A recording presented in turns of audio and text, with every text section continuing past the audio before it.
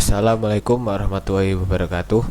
Perkenalkan, nama saya Muhammad Tanu Manunggal, NIM 2020 53010 dari kelas P atau kelas paralel. Di sini saya akan menjelaskan aplikasi yang sudah saya buat untuk memenuhi tugas ujian akhir semester Sistem Manajemen Basis Data, dimana dengan tugas membuat aplikasi input dan tampilkan data menggunakan Visual Studio 2012 serta menambahkan fitur backup dan restore file berupa XML. Oke, yang pertama-tama sebelum kita membuat aplikasi, kita harus membuat database-nya terlebih dahulu. Nah, untuk database-nya saya menggunakan database UAS 2020 53010 dengan tabel mahasiswa dan dengan 5 jumlah kolom. Untuk lebih jelasnya kita coba lihat menggunakan script create tabel. Nah, seperti ini. Ada tabel mahasiswa dengan kolom NIM dengan tipe data integer, nama dengan tipe data varchar dengan maksimal karakter yaitu 100, kelas dengan tipe varchar yaitu dengan jumlah 1 karena akan menggunakan kode kelas A, B, C, D, E, dan P. Lalu mata kuliah dengan varchar dengan tipe data varchar dengan maksimal 100 karakter dan nilai dengan tipe data integer. Baik, setelah kita membuat database dan tabel seperti ini, kita lanjutkan ke bagian desain from dari Microsoft Visual Studio ini. Nah, untuk aplikasi saya sendiri menggunakan beberapa properti, yaitu dengan 6 properti label, yaitu label NIM, nama, kelas, mata kuliah, dan nilai. Lalu properti teks atau input teks berjumlah 6, yaitu untuk input teks NIM, untuk input teks nama, untuk input teks kelas, untuk input teks mata kuliah, dan untuk input teks nilai.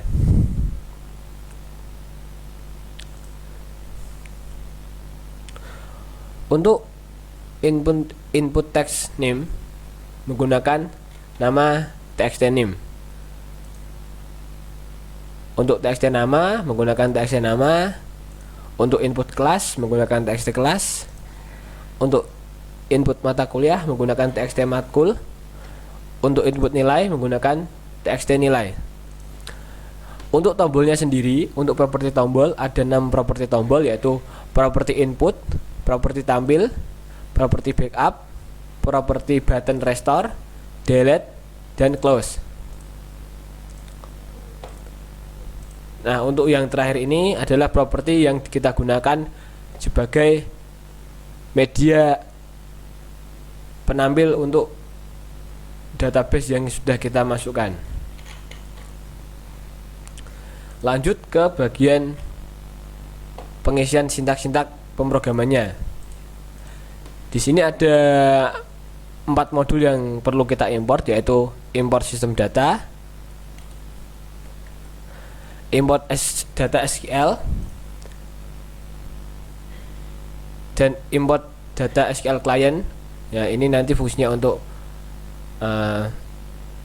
melakukan koneksi database, dan import sistem XML, dimana nanti modul ini kita gunakan untuk mengekspor data menjadi sebuah XML. Setelah kita mengekspor modul-modul yang diperlukan, kita buat modul koneksi seperti berikut, dimana untuk str ini adalah alamat dari nama server SQL kita. Kalau di sini kan kita bisa lihat di bagian Object Explorer di bagian atas ini. Nah, ini alamatnya dari desktop sampai ke SQL Express. Kita taruh di sini. Nah, dengan katalog ini adalah mengacu pada database yang sudah kita buat sebelumnya. Lalu untuk public buka koneksi, jika koneksi ini nanti berhasil maka tidak akan muncul pesan, tetapi kalau ada error nanti akan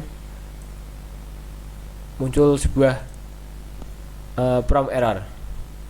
Lalu ini adalah untuk tutup koneksi. Selanjutnya kita akan masuk ke bagian isi dari form tersebut. Kita buat beberapa perintah private sub, di mana perintah private sub ini hanya bisa diakses di dalam sebuah form. Kalau kita akses di luar form ini nanti tidak akan terpanggil. Nah, saya jelaskan satu persatu untuk fungsi dari private sub yang saya buat. Yang ini yang saya blok adalah private sub untuk atau sebagai perintah saat kita menjalankan aplikasi nanti. Jika kita klik start, maka view-nya akan di tengah, tidak di pojok kanan kiri atas, tapi di tengah layar. Lalu selanjutnya yaitu private sub untuk input data.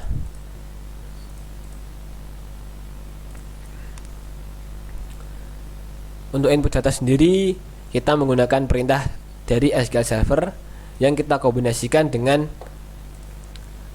txt input dari txt name, txt nama, txt kelas, txt makul, mata kuliah, dan txt nilai. Jangan lupa untuk menyusun inputnya sesuai dengan urutan dari kolom. Nah, nanti jika kita berhasil mengisi form ini ketika dijalankan, maka jika berhasil akan muncul sebuah message box yaitu simpan data berhasil. Lanjut yaitu untuk private sub tampil. Di sini private sub tampil berfungsi untuk menampilkan atau merefresh database yang akan kita inputkan. Karena pada dasarnya setelah kita inputkan, data grid view ini tidak menampilkan ulang atau merefresh data yang telah kita inputkan. Jadinya datanya masih data lama, dan jika ingin menggunakan ingin melihat data terbaru, kita harus menutup aplikasi dan menjalankannya kembali. Nah, hal itu cukup repot. Maka untuk itu saya buatkan satu private sub untuk merefresh view dari data grid view yang tersambung oleh database mahasiswa. Lanjut yaitu private sub delete all data. Nah, di sini delete all data berfungsi untuk menghapus semua data yang ada pada database.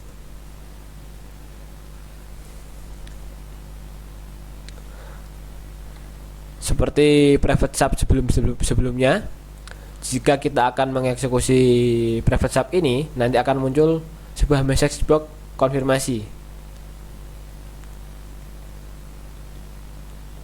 Lanjut ke private sub backup XML, yaitu berfungsi sebagai private sub di mana kita akan membackup semua data mahasiswa ke dalam bentuk file XML. Nah, untuk file XML-nya nanti akan disimpan di folder C, partisi C di dalam direktori XML backup. Nah, di sini nanti di dalam C XML backup dengan nama dbuas db_uas_name.xml. Nah, setelah kita berhasil menyimpannya, nanti akan muncul sebuah message box yaitu data berhasil disimpan dalam bentuk XML. Lanjut untuk private sub restore XML. Nah, untuk ini perintahnya cukup panjang sekali karena mengadopsi dari perintah dari SQL Server. Untuk perintahnya sendiri sebagai berikut. Ini saya scroll ke kanan.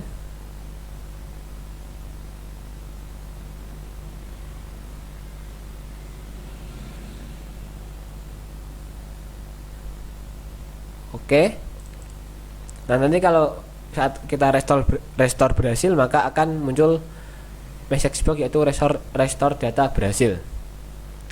Nah, yang tadi itu adalah sebuah private sub yang saya buat sebelumnya untuk memudahkan atau merapikan nantinya jika kita akan memasukkan perintah-perintah pada fungsi-fungsi tombol ini.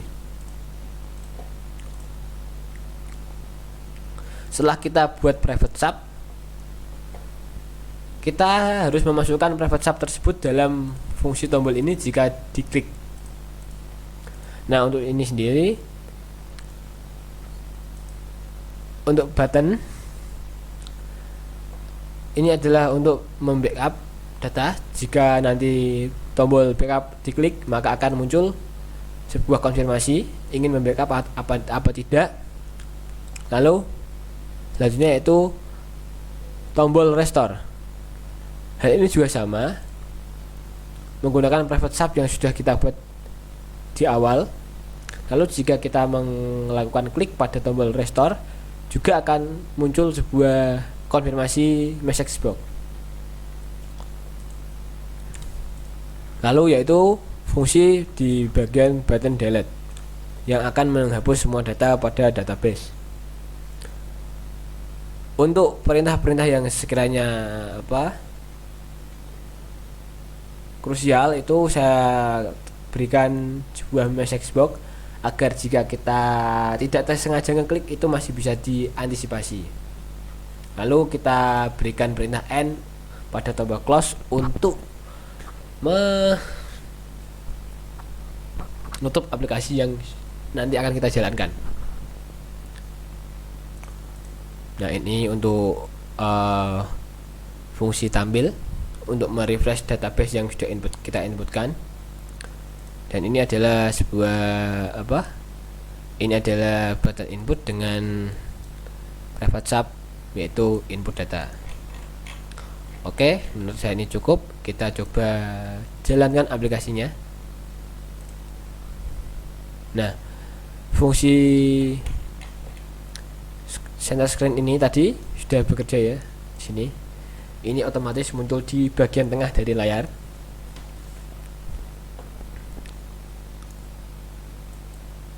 Nah, karena pada saat pembuatan aplikasi sudah saya input atau sudah saya inputkan beberapa data, lalu kita lanjutkan dengan kita coba backup. Kita akan membackup semua data yang ada di dalam tabel ini ke dalam bentuk sebuah XML, file XML. Yaitu kita klik backup. Nah, nanti akan ada message box konfirmasi, apakah Anda ingin menyandangkan data? Kita klik yes. Nah, data berhasil disimpan dalam bentuk XML. Kita coba cek dalam folder yang kita deklarasikan pada private sub awal tadi, yaitu di folder di partisi C di dalam direktori XML backup. Kita cek, wah ternyata sudah masuk. Kita coba cek isi dari XML ini apakah memang benar-benar XML atau sekedar text plain biasa yang diformat diganti ekstensinya menjadi XML, yaitu dengan cara menggunakan text editor kesayangan kalian. Nah, ini ada beberapa text editor, kita gunakan Notepad++. Nah, kalau bentuknya seperti ini dengan header XML version, nah berarti memang kita sudah berhasil melakukan backup data mahasiswa ke dalam bentuk file XML. Nah, selanjutnya kita akan mencoba fitur restore. Untuk mencoba fitur restore ini, alangkah baiknya kita gunakan fitur delete terlebih dahulu. Fungsi dari fitur restore ini adalah jika suatu saat nanti kita tidak sengaja menghapus semua data yang sudah kita isi. Nah, maka kita cukup dengan merestore data. Dengan perintah restore data tadi, file-file akan kembali lagi ke posisi semula. Kita coba delete semua atau kita hapus semua data dari aplikasi input mahasiswa ini. Kita coba delete, kita klik yes. Nah, kita refresh apakah data memang betul-betul terhapus atau tidak. Nah, semua data terhapus. Oke. Nah, inilah fungsinya dari fitur restore, yaitu kita akan mengembalikan data yang sudah kita hapus tadi. Nah, dengan konfirmasi apakah ingin mengembalikan data, kita klik yes. Nah, akan muncul informasi yaitu restore data berhasil. Nah, kita refresh tampilannya kembali, yaitu klik tampil. Nah, seperti ini, data kembali ke file semula.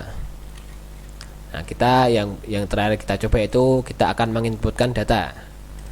Contoh yaitu NIM-nya 2020 5300 3999, namanya yaitu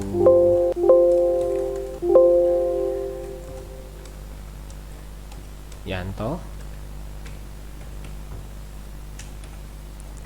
dari kelas B. Mata kuliahnya Sistem Manajemen Basis Data dengan nilai misalkan 89. Nah, kita klik input. Nah, simpan data berhasil, lalu kita klik tampil untuk merefresh tampilan. Nah, kita sudah berhasil melakukan input data ke dalam database mahasiswa dengan NIM 2020 53999 dengan nama Yanto dari kelas P untuk mata kuliah Sistem Manajemen Basis Data dengan nilai 89. Cukup sekian presentasi dari saya. Kalau ada tutur kata yang kurang berkenan, saya mohon maaf. Wassalamualaikum warahmatullahi wabarakatuh.